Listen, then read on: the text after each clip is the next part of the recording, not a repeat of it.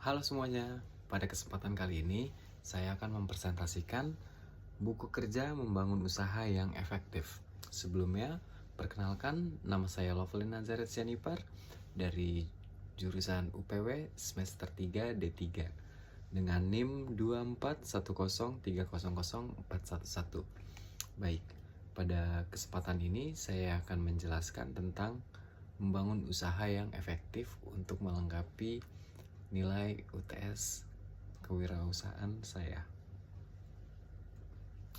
Ini adalah konsep bisnisnya. Teman-teman bisa dilihat.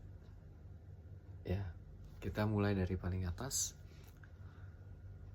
Konsep bisnis, produk atau jasa konsultasi. Namanya jasa pariwisata dan open trip wisata bahari. Penyusun konsep bisnis adalah saya sendiri, Lovely Nazaret Sianipar. Kita lihat ada 3 kolom di sini, ada langkah-langkah, ada kriteria, lalu ada rekaman hasil. Yang pertama kita baca di langkah-langkah, menentukan produk yang akan dibuat konsep bisnisnya. Kriteria nama produk atau jasa diidentifikasi berdasarkan karakternya.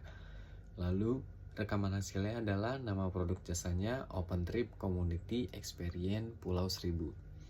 Lalu ada 1.2 deskripsi produk atau jasa, diidentifikasi dengan berdasarkan tuntutan pemangku kepentingan, singkat, jelas, kata kunci.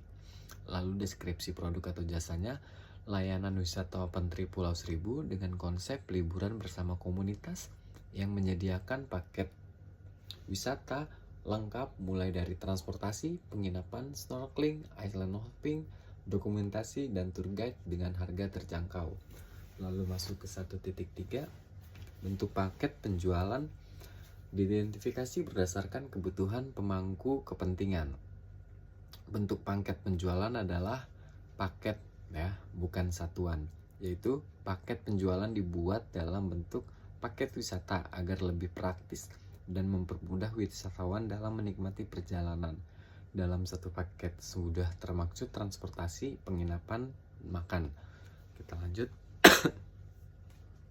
Dapat snorkeling juga, dokumentasi, dan tour guide sehingga peserta tidak perlu mengatur perjalanan secara terpisah. Lalu kita masuk kedua, mengidentifikasi target pasar. Target pengguna atau klien diidentifikasi berdasarkan kemungkinan yang dapat menikmati produk atau jasa. Target pengguna kliennya adalah pemasaran tersegmentasi, pemasaran yang dibedakan, pemasaran terkonsentrasi, pemasaran khusus. 2 saja dari 3 tersebut.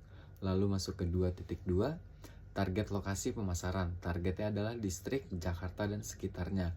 Lalu diidentifikasi berdasarkan geografi dan demografi.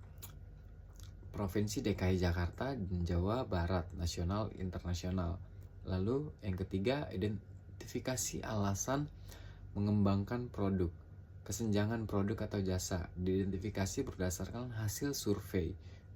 Kesenjangan produk atau jasa adalah akses dan kualitas. Kita masuk ke slide selanjutnya. 3.2 peluang pasar diidentifikasi berdasarkan hasil survei dan analisa. Peluang pasar, prestasi pasar menjual lebih banyak produk di pasar yang ada. Pengembangan pasar, menjual produk yang ada di pasar baru, baik segmen geografi atau baru. Lalu pengembangan produk, menjual produk yang dipasarkan sudah ada. Lanjut ke yang keempat, mengembangkan fitur spesial. 4.1 tujuan produk atau jasa dan penggunaan diidentifikasi berdasarkan survei dan analisa. Tujuan produk jasa dan penggunaan. Produk kenyamanan ini adalah jenis produk yang dibeli konsumen berulang kali. Lalu produk belanja, konsumen biasanya menghabiskan lebih banyak waktu untuk membandingkan berbagai opsi dalam kategori produk belanja. Lalu produk khusus, produk ini biasanya ditentukan oleh merek yang membuatnya. Lalu masuk ke 4.2 fitur-fitur utama yang ditawarkan diidentifikasikan berdasarkan analisa tujuan dan penggunaan. Fitur-fitur utamanya itu janji memberikan pengalaman liburan yang seru, aman, nyaman, dan terjangkau. Posisinya adalah open trip wisata bahari yang cocok untuk anak muda dan komunitas travel. Lalu kita masuk ke 4.4, reliabilitas produk atau jasa. Diidentifikasi sebagai jaminan keberlangsungan pengembangan bisnis.